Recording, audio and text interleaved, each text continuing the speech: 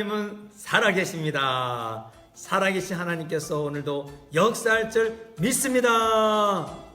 우리 싱글 청년 여러분, 청년 예배 못 드린 지가 벌써 6개월이 되었습니다. 너무나 마음이 아프고 여러분 얼굴을 정말 보고 싶습니다. 그래서 지난 주일 오후 2시부터 청년 예배를 드리고 있습니다.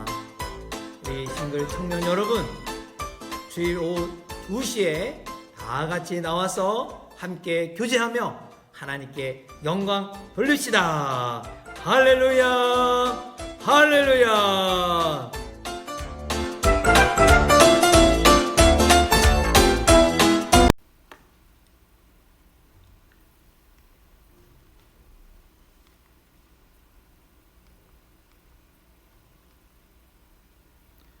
요한복음 4장 21절부터 24절 말씀입니다.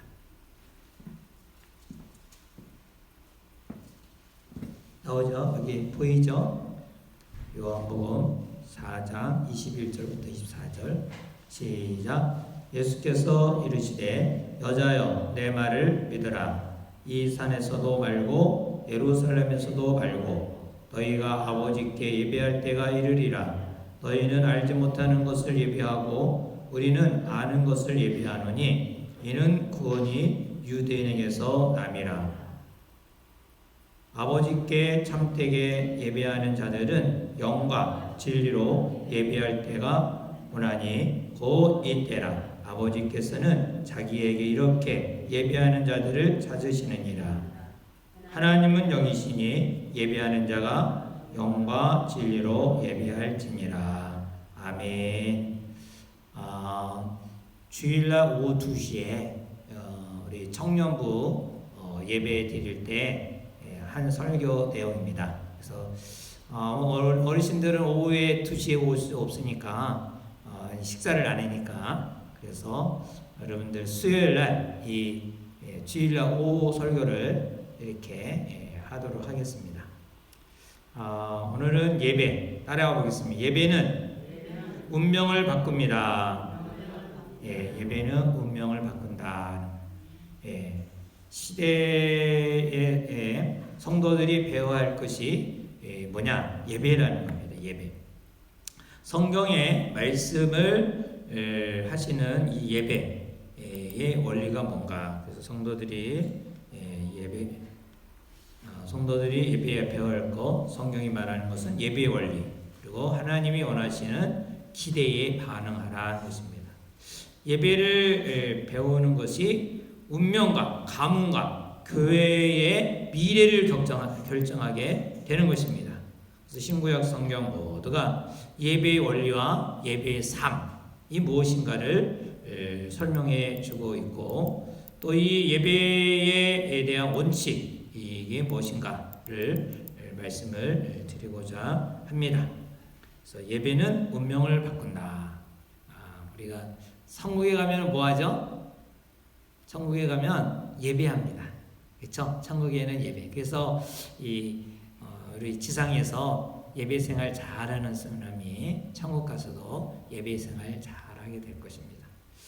자, 그 정신위생 연구하는 데이비 핑크 박사님이 의사가요, 안정을 위한 4가지 균형 이론이라고 했어요. 사람이 안정되려면, 그러니까 불안하지 않고 안정되려면 4가지가 균형이 잡혀야 된다는 거예요. 첫째는 뭐냐? 일해요. 일할 때 안정감이 있어요. 우리 어르신들도 보면 일거리가 없을 때 어떻게 해요? 좀 뭐가 무너진 것 같으죠. 그래서 물론 진절이 나도록 일을 한 사람들은 일하기 안 하는 게, 노는 게 좋다 할지 모르지만, 일하던 사람은 뭐라도 해야 돼. 청소를 하든지 뭘 하든지 해야 되는데, 며느리가 청소도 못하게 하고 설거지도 못하게 하고 파 담는 것도 못하게 하고 아무것도 못하게 한다면, 물론 위에서 하지만 거기 감옥 같고 지옥 같아서 아마 며느리하고 못 살 거예요. 맨날 못하게 하면은. 그러나 그래서 뭔가 일하는 게 중요해요. 청소를 하든지 아니면 뭐 시금치를 다듬든지 아니면 뭐를 내가 일할 때에 뭐예요? 안정감이 있다. 안정감. 뭔가를 움직여야 된다는 거예요. 두 번째는 놀이입니다. 즐거움이 있어야 돼요.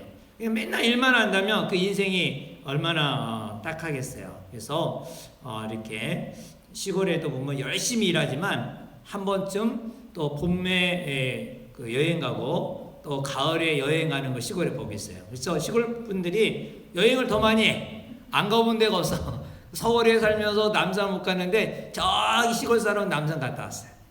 그 정도로 가을 농번기 끝나고는 샥 또 한번 여행 갔다 오고 또 가을까지 한번 하고 샥 갔다 오고 이거를 그래서 동네 사람들이 서로 어울리면서 우리 보광에도 보면 항상 거기 가죠. 그 효도 관광 해갖고 가는데 올해는 뭐 전부 다 올해도 우리도 못 하잖아요.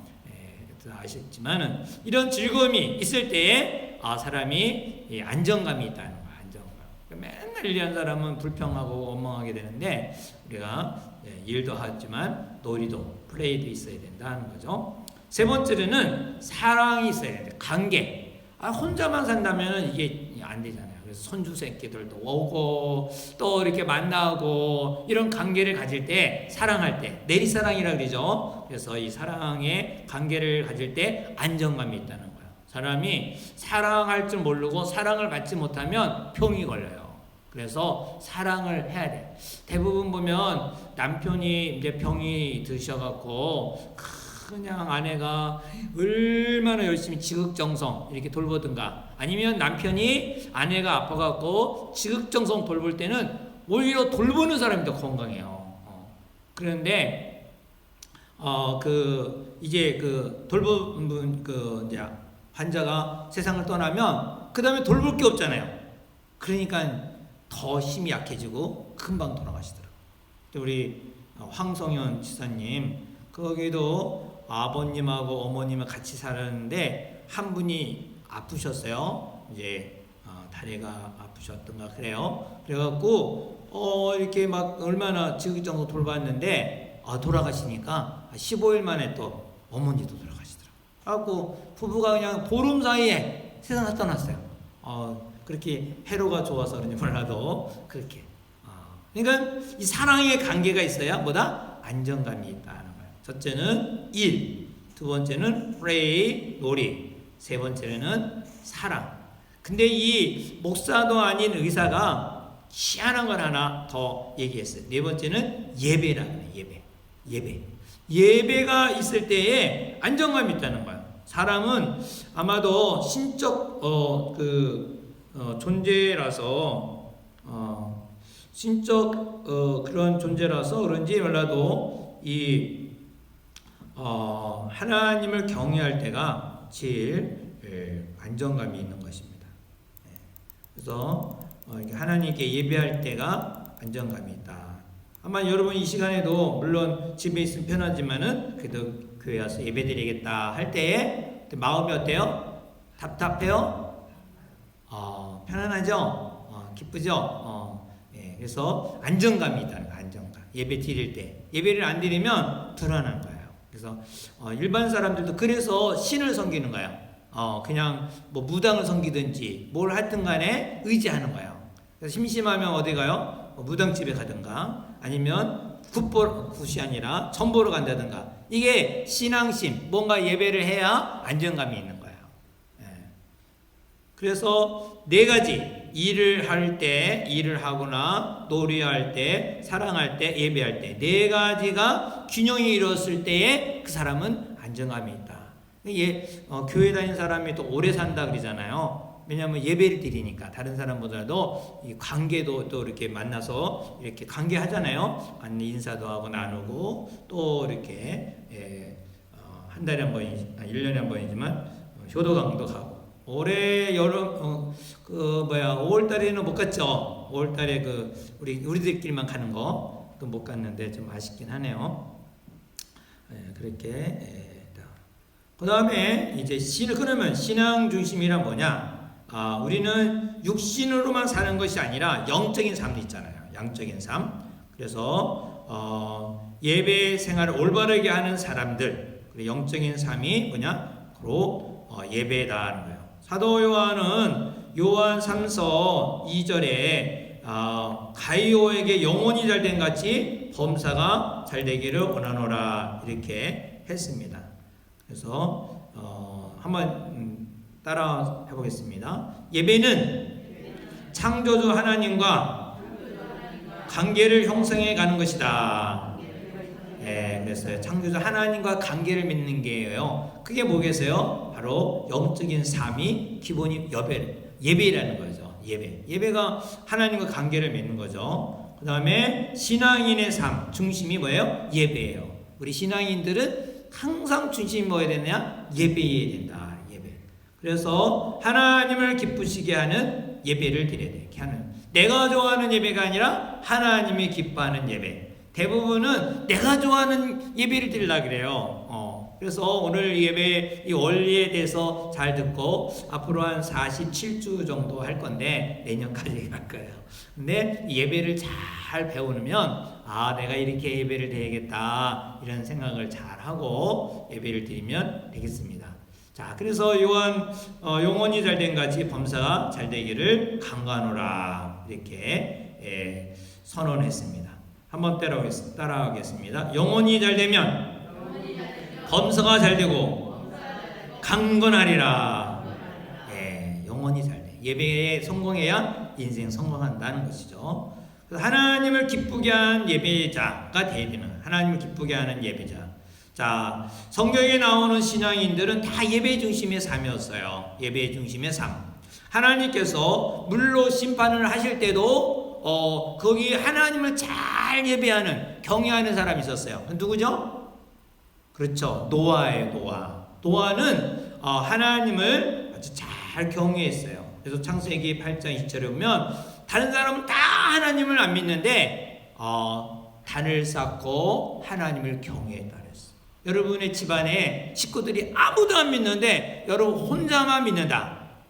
이 노아의 이 마음을 이해할 거예요. 막 욕하고 핍박하고 제사 지내고 막 손가락질하고. 그런데 하나님이 노아에게 방주를 지으라 그랬죠. 여러분 예배 시간이 제일 길게 드린 사람이 누구냐? 노아예요. 120년 동안 120년 시간을 드렸으니까 방주 짓는 게 제단을 드리는 거거든요. 자기.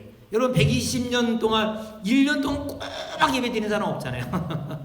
1시간 정도 드리고 왔다 갔다. 제가 금식할 때는 5번 예배 드렸어요. 하루에 5번. 근데 그 예배가 곧 나를 살리더라고요. 40일 금식할 때 보면 예배를 드리고 와서 있는 하루와 예배를 혹시라도 힘들다고 빠진 날을 하고 이게 견디는 게 얼마나 어려운지 몰라요. 그래서 우리가 사는 게 예배구나. 우리 육체도 살 수 있는 거는 예배예요.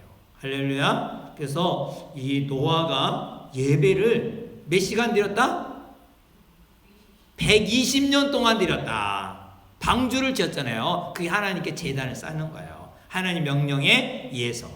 자, 그 다음에 아브라함도 가는 곳마다 예배를 드렸어요. 제단을 쌓다 그랬어요. 그렇죠? 이 아브라함은 가는 곳마다 세겜에서 제일 먼저 도착한 세겜에서 쌓고 또 베델에도 쌓고 아브라함은 가는 곳마다 제단을 쌓았어요. 가는 곳마다 모리아 산에서 또 예배도 드리고 그리고 이제 또 예배 많이 드리는 사람 또 누구 있죠? 엘리야도 있지만 또 솔로몬 있죠. 솔로몬이 1000번을 예배드려요. 1000번. 야, 1000번.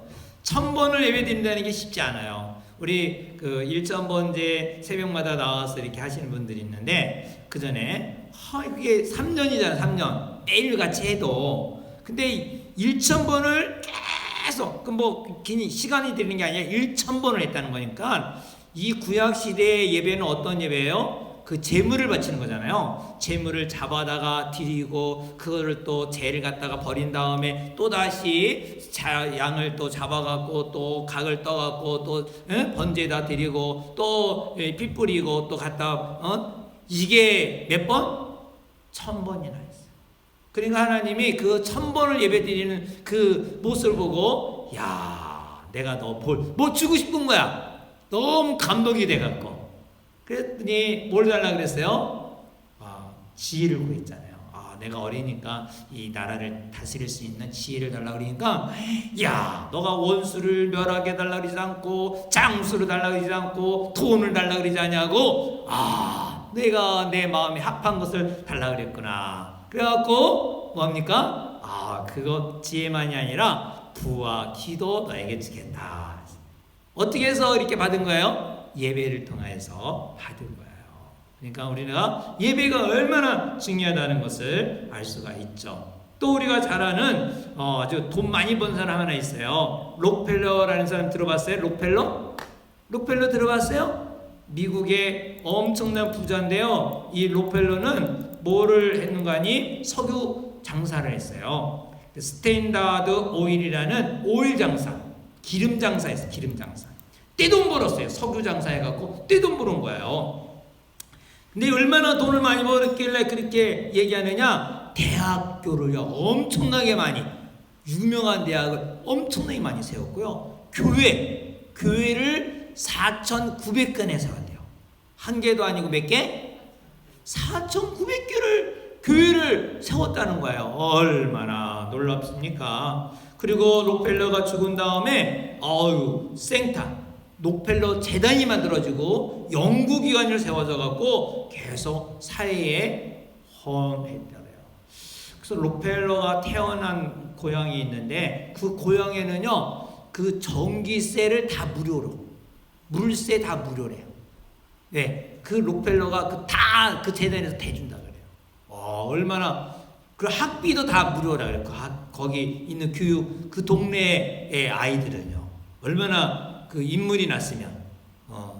근데요 어떻게 이렇게 됐느냐? 그 전에 보면 록펠러가 가정이 너무너무 가난했다 그래요. 그런데 어머니가 10가지를 자녀에게 교육시켰대요. 첫 번째, 하나님을 친아버지 이상으로 섬겨라. 한번 때려보겠습니다. 하나님을 친아버지 이상으로 섬겨라. 네, 하나님을 최고로 여기라는 거죠. 항상. 두 번째, 목사님을 하나님 다음으로 섬겨라. 하나님 다음으로 섬겨라. 요즘에는 목사님 인기가 없지만 이 돈 잘 버는 사람은요 이 목사님을 최고로 여기는 사람이에요. 대부분 목사님과 자꾸 멀어지면 그만큼 불편한 거잖아요. 영적인 관계가. 그래서 목사님을 하나님 다음으로 섬기라는 거예요. 세 번째, 주일 예배는 본교회에서 드려라. 아이고 주일 아무 교회에서 드리면 되지 뭐. 그리고 아무 데나 가잖아요. 그쵸? 뭐 놀러 갔다가도 가까운 데에서 드리면, 휴가가 돼도 가까운 데로 드리고 뭐 그러는데 이 어머니는 록펠러에게 주일날 예배는 어디서? 본교회, 자기가 다니는 교회에서 꼭 드리라. 제가 이 말을 이렇게 들을 때 그때 그 헤비닥터 운동하는 지미 카터 있죠. 그분도 이 한국에 와서 했거든요. 강원도에 와서 그거 하다가 바로 가더라고요. 왜 가냐 했더니 예배는 본교에서 드려야 된다고 비행기 타고 미국까지 가서 예배 드리고 그 다음에 다시 와요. 여러분, 미국이 얼마나 멀어요. 그런데도 본교에 가서 예배 드리려고 그렇게 갔다가 오는 거예요. 우리나라는 뭐 4시간이면 4시간 안 걸려요. 비행기 제주도도 2시간이면 왔다 갔다 해요. 2시간. 그러니까 뭐 제주도에도 와도 올 수가 있는 거예요. 그쵸? 얼마든지. 이러한 정말 하나님에 대한 중심, 교회 중심의 생활을 한다면 하나님이 솔로몬에게 뭘 듣고 하고 복을 주겠어요? 안 주겠어요? 엄청나게 주겠죠. 그러니까 록펠러가 그렇게 복을 많이 받았겠죠. 그 다음에 5번째는 아무도 원수로 만들지 마라. 원수 만들지 마라. 사람들 또 기분 나쁘면, 뭐 돈 떼먹으면, 뭐 자기 발 밟으면, 인사 안 하면, 뭐 안 하면 막 원수역이잖아요. 욕하고 막 고소하고 고발하고. 절대로 아무도 원수를 만들지 마라. 우리나라 속담에 뭐가 있어요? 외나무 다리에서 누굴 만난다? 원수 만난다 그러잖아요. 안 볼 것 같은데 딱 만나. 그쪽을 향하여 오줌도 안 넣겠다. 이렇게 하던 곳인데 거기 가서 사는 사람이 있다고요. 거기 가서 사업을 여는 사람이 있어요. 그러니까 사람의 말은 단언하면 안 될 것 같아요. 원수를 만들지 말라. 또 아침에 목표를 세우고 기도하라 하세요. 그러니까 뭐 새벽 기도하라는 뜻이겠죠. 아침에 목표를 세우고 기도하라는 것은 늘 새벽에 먼저 모든 만물을 시작하기에는 먼저 기도하고 시작하라는 거죠. 네. 그 다음에 7번째, 잠자리 들기 전에 하루를 반성하고 기도하라. 이 잠자기 전에 한번 기도하라는 거죠. 내가 어떻게 하루를 지냈는가 이거를 한번 점검하고. 사람은요 그냥 일어나고 그냥 자고 그럴 때가 많아요. 그러니까 발전이 없는 거야. 계획도 세워야 되지만 계획한 것이 얼마나 잘 됐는가를 점검하고 기도하고 잘하는 거예요. 하나님께 맡기고. 그러니까 이게 뭐가 차질이 있는가를 점검해서 또 다음에 계획을 아침에 세울 수가 있잖아요. 이러니까 발전이 있는 거죠. 그 다음에 9번째, 남을 도우려면 힘껏 도우라. 할렐루야. 이거 흉내만 내지 말라는 거예요. 그냥 마지못해. 전에 제가 한번 회개를 한 적이 하나 있는데요. 그 할아버지 있잖아요. 더부러기 할아버지. 그냥 막 시름하고 냄새가 얼마나 많이 나는지. 가방 하나 뭐 하나 들고 다니면. 어느 날 이제 왔어요. 근데 제가 문을 딱 잠그고는 누가 두드린 게 그 할아버지 같아. 제가 문을 두드리는 사람이 없거든요. 거의 그 할아버지밖에 없어요. 우리 방을 두드리는 사람은. 왜냐하면 미리 연락을 하거나 아니면 이렇게 이름을 부를 거 아니에요. 목사님 이렇게 할 텐데 그분은 두들겨요. 그분은 지하실부터 다니면서 두들겨 다녀요. 나를 찾으려고. 그날따라 제가 이렇게 보니까 그분 같아서 문을 안 열어줬어요. 가만히 있었죠. 그러니까 그분이 더 씩씩거리다가 갔어요. 그 다음에 내가 이상하게 막 마음이 걸려갖고 예수님이 구제하라고 했는데 그 할아버지 그거 뭐 얼마나 준다고 그렇게 꾸드새처럼 했느냐 마음에 가책이 오더라고요. 그래서 내가 회개를 하고 다음에 오면 꼭 드리겠습니다. 근데 코로나 때문에 거의 안 왔잖아요. 사람 아마 천대를 받아서 그런지 안 오시더라고요. 계속 기다렸는데도. 근데 엊그제 왔어요. 얼마나 반가운지. 근데 머리를 싹 빡빡 밀고 막 그래갖고 제가 그냥 좀 거하게 그냥 딱 드렸죠. 아유 반갑습니다 하고 그냥 그러면서 마음이 얼마나 시원한지. 아마 그런 마음으로 아마 하라고 어머니가 록펠러에게 했는 것 같아요. 록펠러에게 남을 도울 수 있으면 어떻게 해요? 힘껏 도우라. 힘껏 도우라. 그 다음에 마지막 10번째는 예배 시간에 항상 앞자리에 앉아라. 앞자리에. 할렐루야. 그래서 우리의 관심은 백만장자만 생각하는데 사실 록펠러는 이렇게 삶의 중심이 뭐다? 예배의 중심이었다는 것입니다. 예배는 하나님과 내가 인격적으로 만나는 것이에요. 그래서 이 말을 잘 새겨두고 인격적으로 만나면 하나님과 1:1 관계에서 정말 잘 맺을 수가 있는 것이죠. 자, 그 다음에 우리 단어는 가끔가다 들은 사람이긴 해요. 키에르케르크라는 사람이 있는데 키에르케르크는 그 덴마크의 철학자예요. 철학자인데 이분이 예배를 그 영국의 비유를 들었어요. 영국 있죠? 드라마는 영국 있죠? 이 비유를 해갖고 3가지를 얘기를 했어요. 첫째로는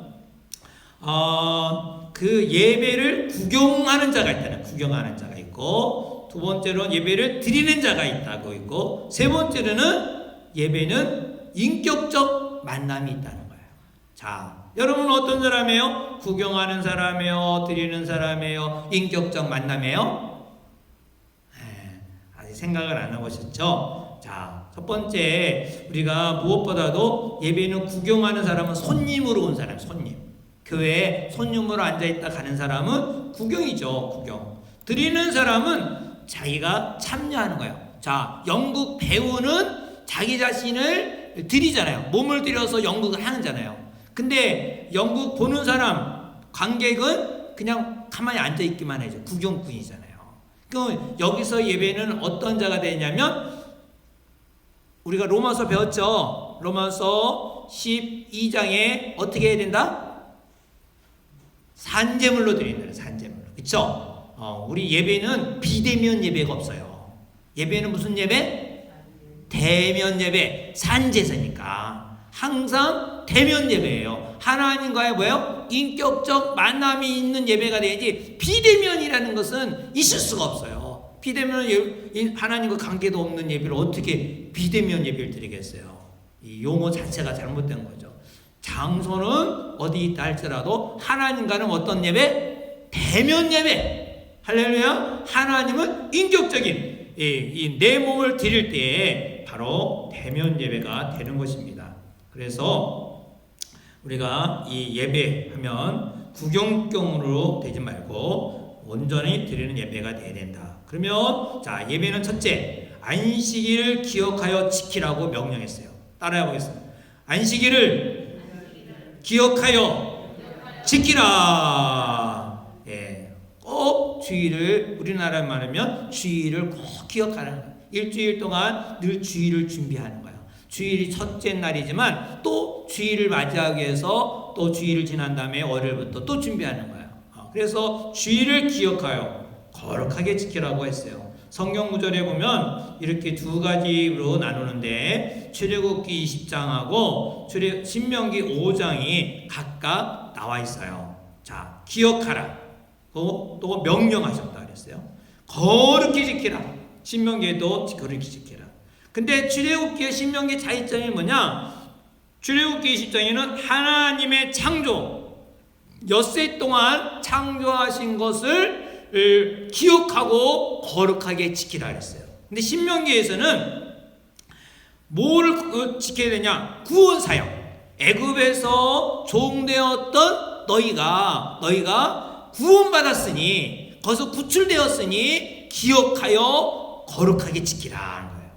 그렇죠? 이제 좀 바뀌죠. 이제 창조만이 아니라 이제는 구원에 대해서, 그리고 창세기 20장에는 하나님이 6일 동안 창조하신 일에 대해서 기억하고 거룩하게 지키라고 했지만, 이제 신명기에서는 그 노예에서 해방된 것을 기억하고 거룩하게 지키라고 했어요. 그리고 출애굽기 20장에서는 엿새 동안 일하시고 일에 되는 날 쉬셨기 때문에 기억하고 거룩히 지키라 그랬어요. 그런데 신명기에서는 구원한 것, 구원 받은 거에 대해서 기억하고 거룩하게 지키라. 그 다음에 출애굽기 20장에는 일과 쉬심에 근거하여 거룩하게 지키라 그랬는데, 신명기 해방과 구원의 근거에 대해서. 할렐루야. 그거니까 신명기는 어떤 거예요? 출애굽기는 1세대죠. 그러니까 출애굽기에서 나온 사람들에게 한 거고, 신명기는 어떤 사람들이죠? 이제 광야에서 태어난 사람들이에요. 2세대. 이제 막 가나안 땅에 들어가려고 하는 그 세대들에게 말씀하신 거잖아요. 그렇죠? 그러니까 지금 우리는 천국, 영적 가나안 땅, 천국에 가기 전에 우리가 주의를 기억하여 거룩히 지켜야 할 것이 어떻게 되느냐? 바로 구원을 기억하여, 구원 사역해 주신 걸 기억하여 죄로부터 사함받은 것을 기억하여 거룩하게 지키는 날이 어떤 날이다? 주일이라.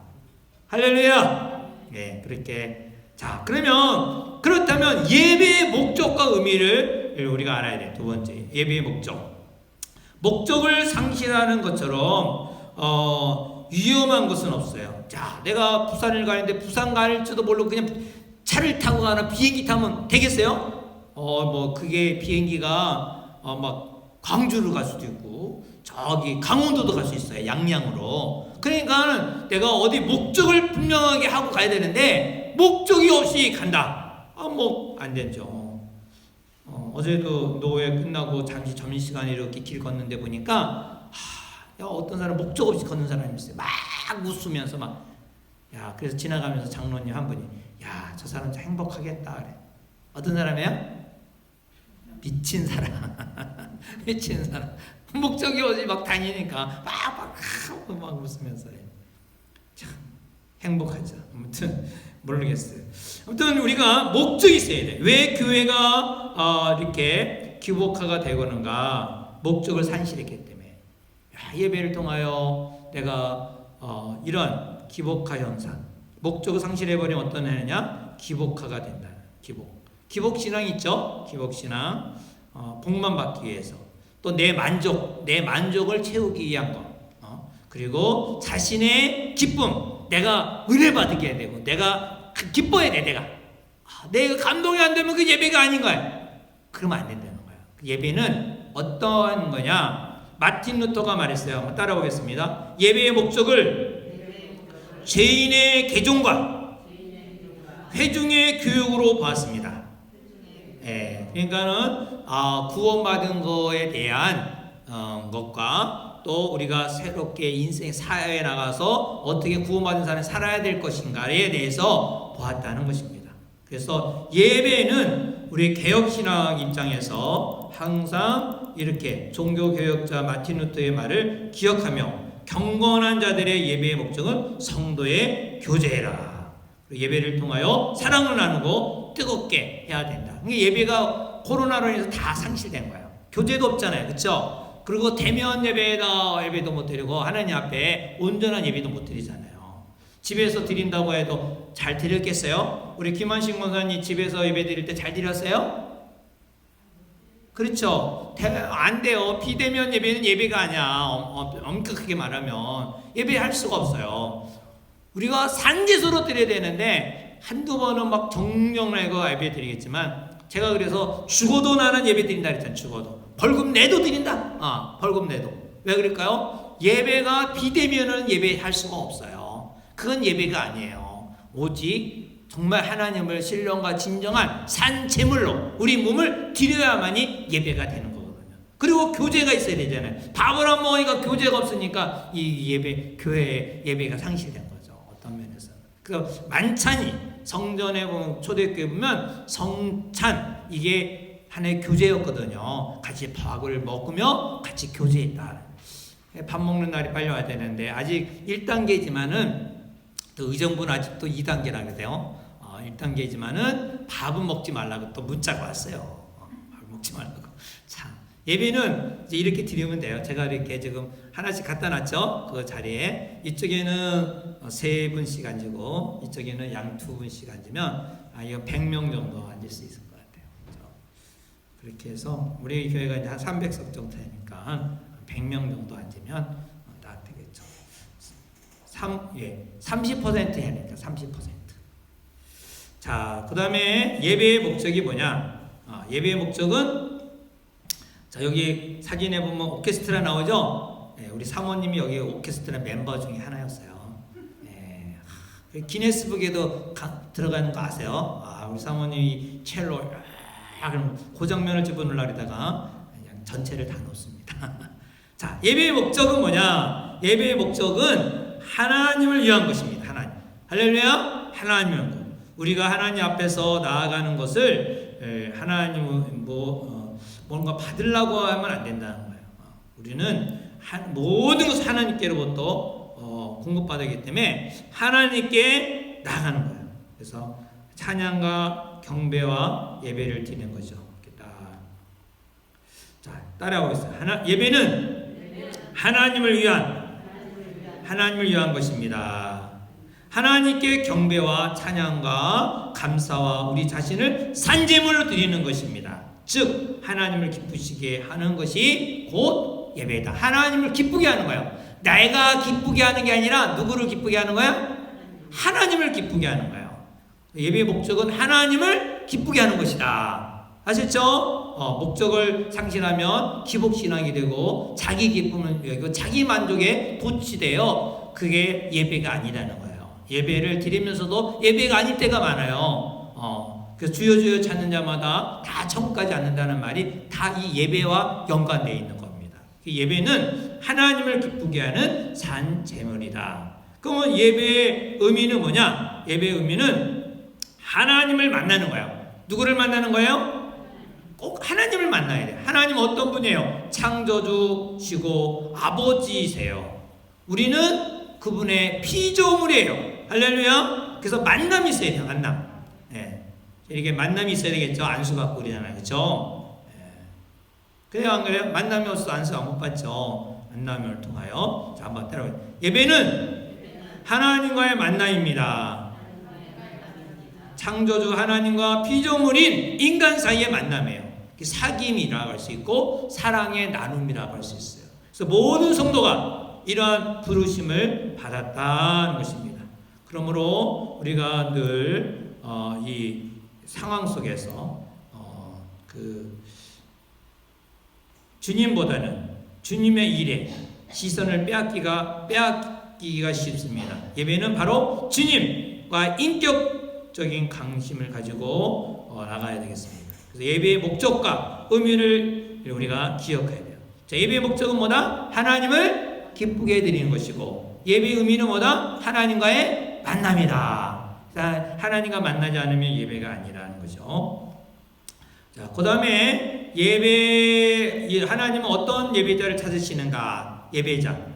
에이든 월슨 토드라는 사람이 책을 줬는데, 하나님은 이런 예배자를 원하십니다 라는 책에서 예배에 대해서 정의를 했어요. 뭐라고 정의했는가니, 인간의 주된 목적, 따라해보겠습니다. 인간의 주된 목적은 하나님을 영화롭게 하며 그분을 영원토록 즐겁게 하고 사랑의 하나님을 예배한다. 그래서 우리가 존재하는 이유, 왜 살아야 되느냐? 기후는 하나님을 예배하기 위함이다. 자, 여러분, 우리가 살아 있는 이유가 뭐다? 하나님을 예배하기. 그러니까 예배를 안 드리면 살 가치가 없는 거예요. 살 의미가 없는 거예요. 그래서 우리는 하나님은 바로 하나님을 영원롭게 하고 그분을 영원토록 즐겁게 하기 위해서 우리가 존재한다. 우리가 소유문다 제1문단에도 그렇죠. 하나님을 영원롭게 하고 그를 영원토록 즐겁게 하는 데 있다. 인간의 제일 되는 목적이 뭐냐? 이 제일 되는 돈 버는 거냐? 집을 사는 거냐? 명예를 얻는 거냐? 그게 아니라 하나님을 영원롭게 하고 그를 영원토록 즐겁게 하는 것이 인간의 목적이다. 제일 되는 목적이다 했어요. 예배도 마찬가지. 예배도 우리가 어디서 일하든 우리는 계속해서 하나님을 사랑하고 즐거워하고 예배하기를 원하시는 하나님을 기억해야 됩니다. 자, 그러면 예배는 원칙이 있어요. 원칙.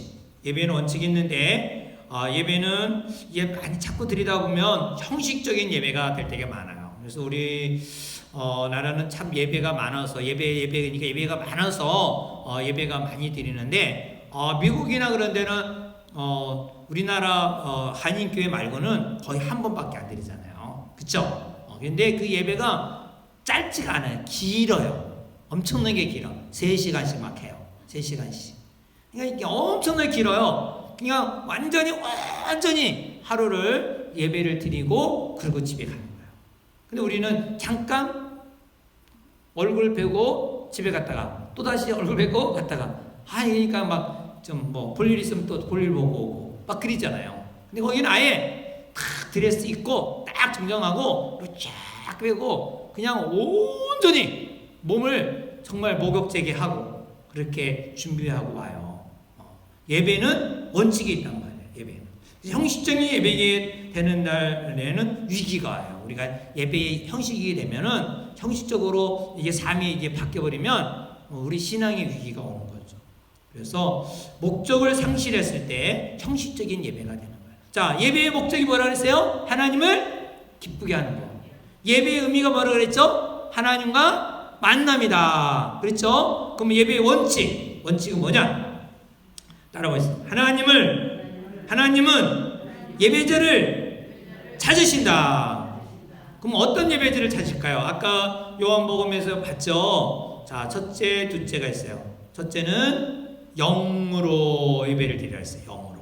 그렇죠? 우리는 영적인 존재예요. 영과 진리로 예배 드리는데 많은 사람들이 예배하는데 하나님을 기뻐하는 예배가 있고 하나님 기뻐하지 않는 예배가 있어요. 영과 진리로 예배를 드려야 된다. 그래서 우리는 하나님 앞에 영과 진리. 자, 그러면 이 영으로 드린다는 게 뭐냐? 영으로 드린다는 것은 바로 하나님은 영이시잖아요. 그렇죠? 하나님은 영이시기 때문에 성령으로 기도하고 성령으로 감동해요. 예배를 드리는 거예요. 성령의 역사하시는 거죠. 예배는 시간을 보내기 위하여 순서를 진행하는 것이 아니라 성령의 인도 따라서, 그러니까 3시간씩 예배 드리는 거죠. 우리는 1시간 안에 딱 끝나요. 1시간 안에 딱. 제가 그냥 설교가 맨날 늦는다고 하면 예배 시간이 맨날 1시 반, 12시 반에 가고 어떨 때는 12시 40분까지 가면 그냥 긴장이 돼갖고 그냥 왜 이렇게 안 끝나나 할 때가 있어요. 근데요, 3시간씩 예배 드려요. 3시간. 그러니까 정말 하나님께 집중하면 하나님이 오늘은 또 뭔가 뜻이 더 이끄시거나 해서 막 그냥 배고픈지도 모르고 예수님이 말씀하실 때 몇 시간씩 하루 종일 예배를 드린 거잖아요. 그때 또 육체에 배불 것도 주셨지만 예배는 시간을 보내기 위한 것이 아니라 순서를 진행하는 것이 아니라 성령의 인도 따라서 성령에 따라서 기쁨으로 예배가 진행이 되어야 됩니다. 인간의 제도에 의해서 성령의 역사하심을 제한받아서는 안 된다는 거예요. 안 된다는 거죠. 예배 중에 하나님을 만나야 되고 주님의 음성을 들어야 되고 영적인 예배인 것입니다. 성령으로 영으로 많이 만족을 얻을 수가 있기 때문에 영적이 아니면 안 된다. 내가 정말 하나님을 만나야 되겠다. 하나님을 만나야겠다. 왜? 만남이 예배라고 그랬으니까. 그래서 영적으로 예배해야 됩니다. 진리로 드려야 된다. 진리가 뭐냐? 진리라는 말은 바로 진리의 말씀이 근거하여 준비된 것을 말해요. 하나님은 예배는 하나님을 만나는 거룩한 방법인데 은혜를 받죠. 기적을 체험하기도 하죠. 진리로 드려야 됩니다. 진리 예배는 사모해야겠어요. 항상. 그래서 우리가 늘 진리로. 우리가 이제 어느 집에 갈 때 기쁨으로 어서 오세요 목사님 하는 분도 있지만 목사님 잠깐 그리고 방문마다 다 잠그고 거실에 있는 거 막 다 집어넣고 그리고 이제 앉아 있어. 그럴 때 얼마나 꺼려찍하겠어요. 방문한 사람도 힘들고 그 맞이한 사람도 힘들어요. 얼마나 힘들 거였어요. 그런데 목사님 어서 오세요. 반갑게 인사하고 그냥 갑자기 갔는데도 불구하고 이렇게 환영해 줄 때가 좋잖아요. 우리 예수님이 언제 어느 때 오셔도 환영 받을 수가 있어야 돼요. 그게 뭐라? 영으로 하나님과 교제가 있을 때, 영과 진리로 하나가 됐을 때 주님의 만남의 그 기쁨이 넘치는 거죠. 할렐루야. 네. 그다음에 예배의 대상을 바로해야 돼. 예배의 대상. 예배의 대상을 바로하는 것은 사람을 위한 예배가 아니라요. 사람 예배가 아니에요. 예배의 대상은 누굴까요? 오직 창조주 하나님밖에 없습니다. 그래서 시편 110편에서 예배의 창조주 하나님이라는 것을 우리가 알 수가 있고요. 창조주 하나님만이 예배의 대상이다. 그래서 오직 하나님을 만나는 것이 예배라 그랬잖아요. 하나님을 기쁘게 하는 것이 예배다 그랬으니까 하나님 만나야 돼. 창조주 하나님. 그래서 우리 그분은 창조자시고 통치자이시고 우리의 목자이십니다. 할렐루야. 그래서 우리는 피조물이고 그의 백성이고 그분이 기르는 양입니다. 항상 예배 대상자 내가 아니라는 거예요. 내가 사람이 아니에요. 항상 창조주 하나님이 우리의 예배 대상자다는 것을 우리가 잊지 않고 예배를 드려야 되겠습니다. 항상 우리를 통치하시고 또 우리를 이끌어 주십니다. 그 다음에 교회에 나와 예배하는 자들의 형태가 있습니다. 몇 가지가 있는데, 예배하는 사람들의 모습을 보면 이렇다는 거예요. 여러분은 어디에 해당하는가? 잘 보기 바랍니다. 첫째는 아웃사이더형 예배자. 이 아웃사이더 예배자는 뭐냐? 찬양을 하고 즐거움으로 찬양하고 예배하는데 예배에 동참을 안 해요. 꼭 찬양대 하다가 다 나가버려. 예배는 안 하고 집에 가버려. 바쁘다고. 기도 순서를 했는데 그냥 가버려. 기도 끝나고. 찬양 인도를 했는데 그냥 가. 드럼을 쳤는데 끝나고 그냥 가. 아니면 저 올라가서 잠자든가. 그건 뭐예요? 아웃사이더형 예배자다. 아웃사이더. 예배에 동참하지 않는 거죠. 예배. 관심이 없어 예배. 그냥 자기가 즐거워하는 것만 하는 거야. 예. 예배 안에 들어와야 되는데 예배 안에 들어오지 않는 거야. 예. 두 번째로는 자칭형 매니아 예배자예요. 매니아. 자칭형 매니아는 찬양이나 예배 내용보다는 음악적이거나 예배 형식에 대해서 민감하게 반응하는 사람이에요. 그래서 자기 예배 뭐가 좀 다르면 확 따지는 거예요. 이렇게만 해야 되는데 고집 그냥 거기 성령에 이끄신 예배가 아니라 왜 또 찬양을 2번씩 하는 거야. 더 했으면 막 자기가 좋아하는 거는 더 했으면 그냥 막 그러는 거야. 자칭 매니아형 예배자는 찬양이나 예배의 내용보다는 음악적이거나 예배 형식에 대하여 민감하게 반응을 보이는 사람을 말합니다. 세 번째는 냄비 신자형 예배자입니다. 냄비 신자형 예배자는 굉장히 열정적이지만 분위기에 휩싸여서 예배와 주님을 향한 마음에 차질이 생겨나는 것입니다. 그래서 열정적으로 뜨겁게 예배를 하지만 예배 시간에는 조는 것입니다. 특별히 연합 청년의 수련회라든가 학생의 수련회 때 일어나서 열정적인 찬양을 하다가 또 기도도 막 눈물을 흘리면서 연합으로 열심히 기도하다가 설교 시간에는 다 잠을 자는 것을 보게 됩니다. 마치 냄비 신자형 예배자의 단면을 보는 것이죠. 우리는 냄비형 신자형 예배자가 아니라 정말 참된 예배자가 되어야 할 것입니다. 교회 안에서도 마찬가지거지만 우리가 찬양할 때나 기도할 때나 하나님을 기뻐하고 우리가 몸을 드리는 마음으로 해야 냄비 신자형이 안 됩니다. 네 번째로는 객석 매너형 예배자입니다. 객석 매너형 예배자는 사람들 앞에는 정성을 보입니다. 그러나 하나님을 향해서 하는 게 아닌 찬양이나 예배를 말합니다. 기도할 때 미사 용어를 다 사용하고 찬양할 때 예쁘게 단장하고 사람 앞에는 쓰지만 하나님께 예배하고 하나님께 찬양하는 것이 아니라 자신을 잘 보여오고 자신의 기도를 잘하는 것을 보여주기 위한 것이죠. 참 예배 인도자가 많이 유혹에 넘어갈 귀한 객석 예배형 예배자의 모습입니다. 정말 하나님을 향한 마음, 하나님에 대한 열정, 하나님에 대한 마음을 가져야만이 진정한 예배자인 것이죠. 그래서 객석 매너형 예배자가 되지 않도록 늘 예배의 찬양시와 기도시에 우리는 항상 생각해야 되겠습니다. 참된 예배자는 어떤 사람이 되어야 하는가 정말 우리는 생각해야 됩니다. 다섯 번째로 바로 향유 옥합형 예배자입니다. 바로 향유 옥합형 예배자는 자기 자신을 온전히 희생하며 돌보며 예배하는 사람이죠. 찬양 한 곡을 불러도 하나님께 마음을 고백하고 하나님께 나아가려는 간절한 마음으로 드리는 예배입니다. 우리가 주께로부터 부름을 입고 은혜를 나눌 수 있는 기회를 주신 하나님께 영광을 돌리는 것입니다.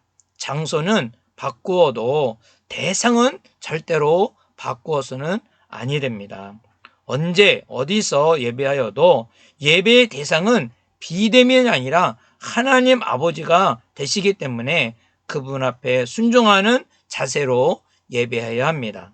하나님께 영광 돌리고 드리는 예배가 참 예배이고 그때에 바로 하나님의 은혜가 임하는 것입니다. 이때 하나님께서 놀라운 축복으로 응답해 주시는 것입니다. 그러므로 우리는 이 향유형 예배자가 되어야 되겠습니다. 로마서 12장에 너희 산제사로 드리라고 했지 않았습니까? 산제사로 예배를 드리는 것은 바로 향유 옥합형 예배인 것입니다. 우리는 예배는 하나님께 드리는 것이며 하나님을께 기뻐해 드리는 것이며 하나님을 만나는 것이 바로 예배자의 모습, 향유 옥합형 예배자인 것입니다. 우리는 많이 가오를 범합니다. 아웃사이더형 예배자이거나 자칭 매니아형 예배자이거나 냄비 신자형 예배자로서 또 혹은 객석 매너형 예배자로 전락 경우가 많이 있습니다. 그러므로 예배자로서 늘 우리가 잊지 말고 기억해야 될 것은 온몸을 다하여 드리는 모습, 바로 자신을 온전히 드려질 때에 영광이 되는 것입니다. 사랑하는 성도 여러분, 정말 교회에 나와 예배는 비대면이 있을 수 없습니다. 어느 장소는 상관없어도 바로 하나님과 신령한 대면 예배인 것입니다. 그래서 우리가 장소가 어디든지 하나님과 나와의 대면 예배라는 것을 꼭 잊지 말아야 됩니다. 그래서 우리가 예배자로서 예배를 드려야지 구경꾼으로나 자기 자신의 열정으로만 빠지면 아니 될 것입니다. 요즘에 정부에서 비대면 예배라 드리라고 했지만 사실 신령과 진정한 예배는 기독교에는 비대면이라는 것은 있을 수가 없는 것이죠. 오직 대면 예배만이 참 예배인 것입니다. 장소야 집에서 하든 교회에서 하든 정말 대면 예배, 하나님과 나와의 만남, 하나님을 기쁘게 해드리는 예배자가 되어야 됩니다. 그런데 사실 집에서 예배를 드려도 대면 예배가 될 수가 없는 것이 너무나 집중할 수가 없기 때문에 우리가 대면 예배를 쉽지 않게 드릴 수가 없는 것이죠. 그러므로 항상 이 예배자의 자세는 향유, 옥합형 예배자로서 대면 예배를 드려야 된다는 것을 꼭 잊지 말아야 할 것입니다. 하나님은 어떤 사람을 기뻐하실까요? 바로 이 대면 예배를 드리는 것입니다. 이제 우리가 그동안 예배를 드리면서 늘 기복신앙으로 자신의 만족으로 자신의 기쁨으로 나만 은혜 받겠다고 생각하며 예배 드릴 때가 얼마나 많이 있었습니까? 우리는 그것은 참 예배가 아니라 바로 드리는 예배, 그 구경꾼이 아닌 연극에 드리는 거, 참여자로서 하나님을 기쁘게 해드리는 예배자, 사람을 기쁘게 하는 것이 아니라 하나님을 기쁘게 해드리고 또 하나님께 창조주, 하나님께 예배하는 자이며 또 하나님을 만나는 시간이 곧 예배의 시간인 것입니다. 우리는 예배의 오늘 원리 중에 특별히 예배의 목적과 예배의 의미와 예배의 대상에 대해서 생각해 보았습니다. 다섯 번째로 이 예배가 삶에 연결된 예배가 되어야 됩니다. 우리는 예배를 통해서 하나님을 만나게 됩니다. 하나님께서 모세에게 거기서 내가 너와 만나고 라고 하셨습니다. 바로 하나님을 만난 사람은 변화가 됩니다. 달라지는 것이죠. 예배 드린 후에 삶 속에서 기쁨이 있어야 되는 것이죠. 능력이 있어야 됩니다. 세상을 이길 수 있는 힘을 얻어 유혹이나 시험이 와도 능히 이겨야 합니다. 가슴에는 바로 사랑으로 가득 차 있습니다.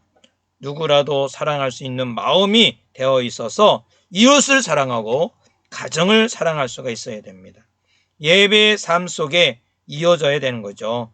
바로 예배 순서가 어떠하고 예배는 항상 이 성도의 교제가 있어야 되는 것입니다. 그러므로 예배는 삶 속에 연결돼야 되는데 평소에 불만이 많았는데 감사의 삶으로 바뀌어지고 예배에 오기 전에는 따로따로 오다가 갈 때는 같은 차를 타고 가면서 오손도손 화기하는 것입니다. 가족들 간의 관계가 편하지 않았는데 예배 후에 가정이 화기애애해야 하는 것입니다.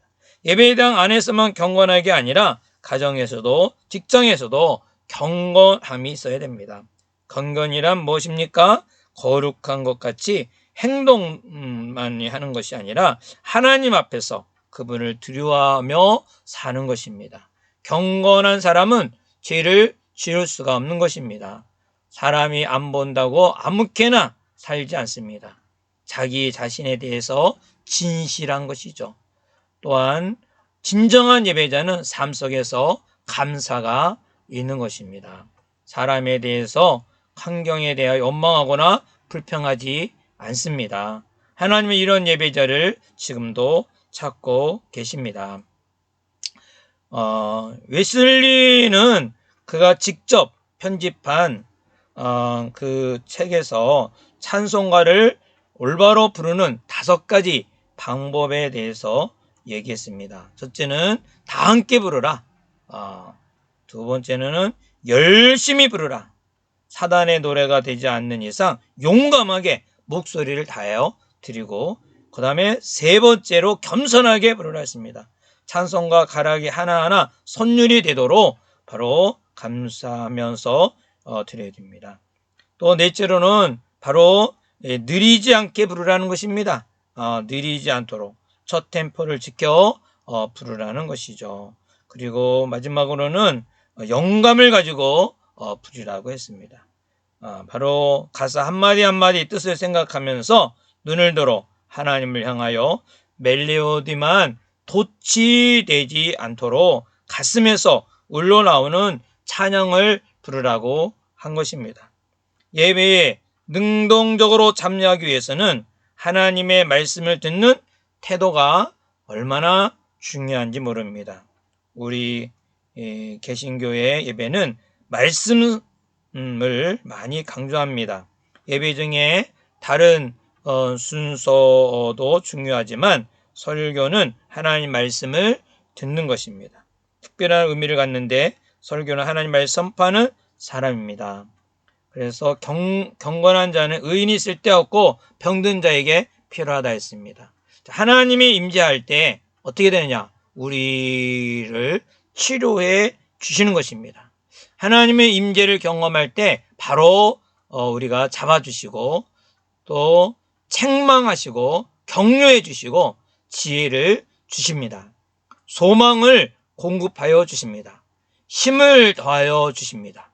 그래서 예배하면 하나님을 예배할 때 하나님 만나면 우리가 치료를 받게 되고 또 하나님의 예배할 때 임재를 경험할 때 내가 잘못 사는 거에 대해서 깨우치고 바로 잡아주고 그리고 하나님이 경험할 때 책망하셔서 회개와 자복의 역사가 일어나는 것입니다.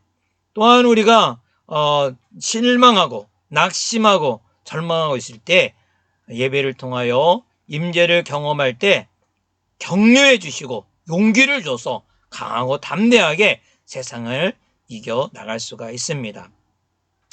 또 예배 중에 하나님은 임재를 경험할 때 우리에게 어떻게 문제를 해결해야 할 지혜를 가르쳐 주십니다. 솔로몬에게 지혜를 주신 것 같이 바로 지혜를 주십니다. 그래서 어려운 문제를 해결할 수 있고 예배에 하나님을 그래서 경험해야 됩니다. 예배 중에 하나님을 경험할 때에 하나님은 소망을 공급해 주십니다.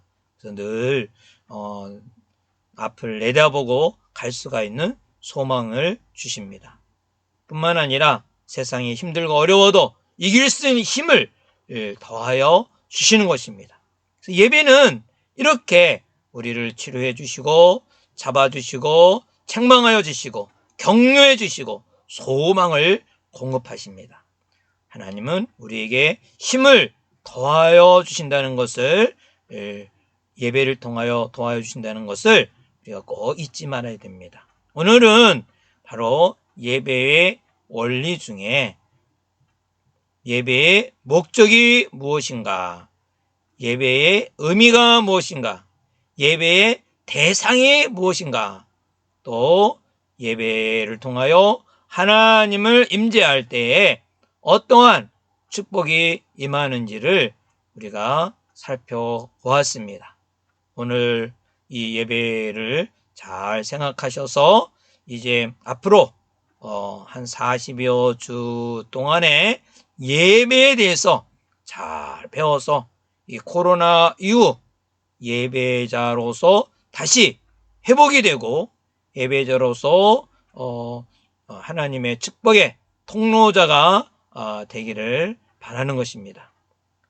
정말 하나님께서 우리 용현동교회 모든 성도들과 특별히 청년들에게 하나님의 축복의 역사가 있을 줄 믿습니다. 그러므로 사랑하는 여러분, 이제 모두 예배자로서 거듭날 수 있는 이 시대의 주인공이 되기를 주의 이름으로 축원합니다. 할렐루야! 하나님 영광 받아 주옵소서. 기도하겠습니다. 하나님 아버지 감사합니다. 오늘 우리 또 이렇게 귀한 예배를 드릴 수 있도록 은혜해 주심을 감사드리며 앞으로 예배자로서 성공자가 되게 하시고 예배자로서 하나님을 임재를 경험하는 모든 성도가 되게 하여 주옵소서. 항상 주님의 모든 성도들에게 축복이 함께할 바라며 예수님의 이름으로 기도하옵나이다. 아멘. 할렐루야.